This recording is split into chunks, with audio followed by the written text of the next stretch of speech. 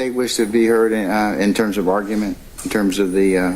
Yes, Your Honor, if the court wouldn't mind. Sure, I don't mind. No.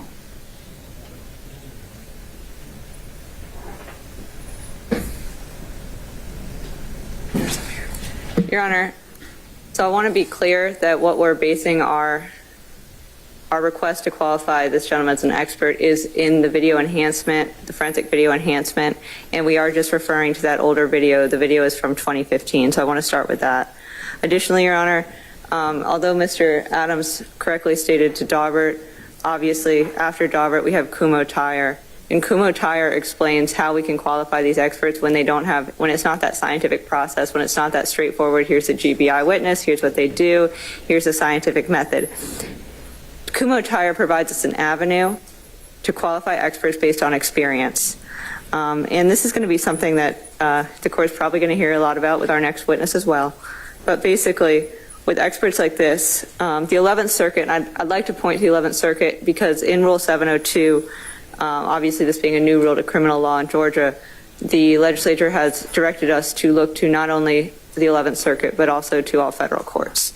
But I'll start with the 11th Circuit. United States versus Augustin, that's a 2011 case out of the 11th Circuit, and I can provide all the sites for the court if the court would like me to. In that case, the 11th Circuit said, we note that Federal Rule of Evidence 702 does not define an expert in a narrow sense. And in this case, they were qualifying a gang expert. And the court said, in light of the substantial experience that Agent Young had with respect to street gangs, we conclude that the district court was within its discretion in determining that the agent was qualified to give expert testimony. And this is something that happens a lot. The 11th Circuit, and this is another case out of the 11th Circuit, a 2015 case called United States versus Wilson.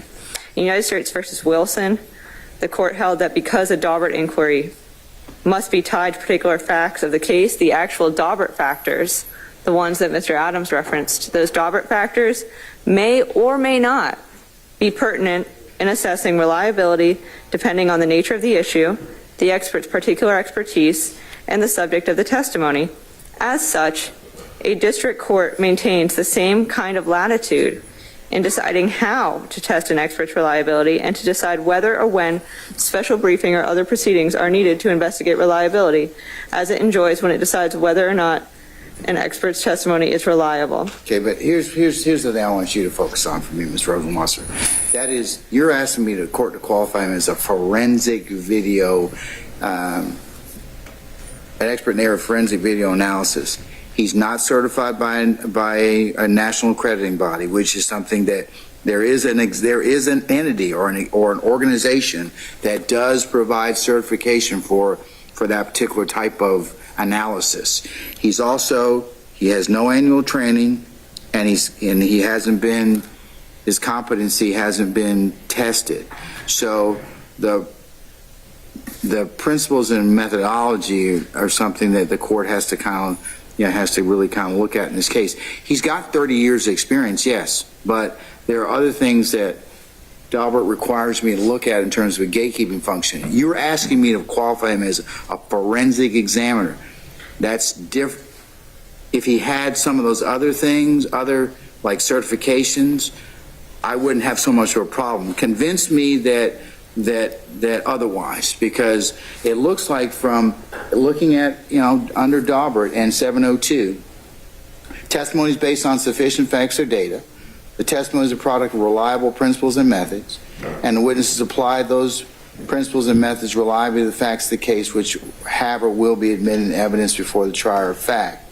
So I have great discretion, of course, and it's abuse of discretion for whatever my ruling is. Absolutely. So that's why I'm trying to ask you,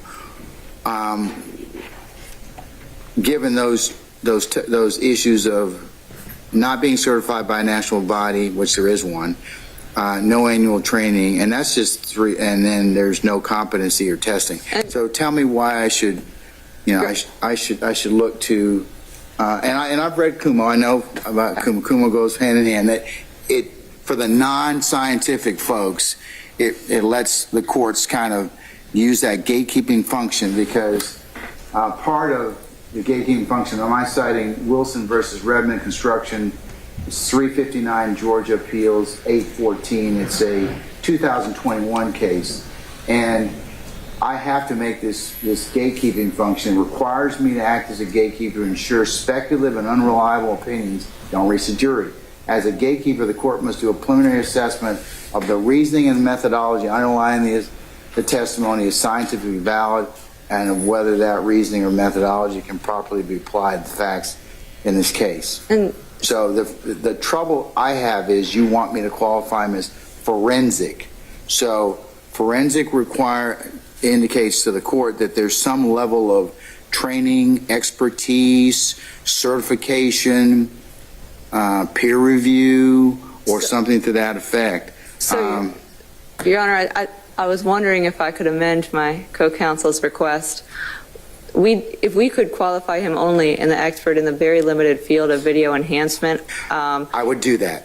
That's what we would like to have, Your Honor. I would do that. Thank you, Your Honor. All right, Mr. Adams, then I'm going to overrule your. I'll hear your issue, but I believe he is qualified in that particular area, video enhancement. But forensic, I will not qualify him in that.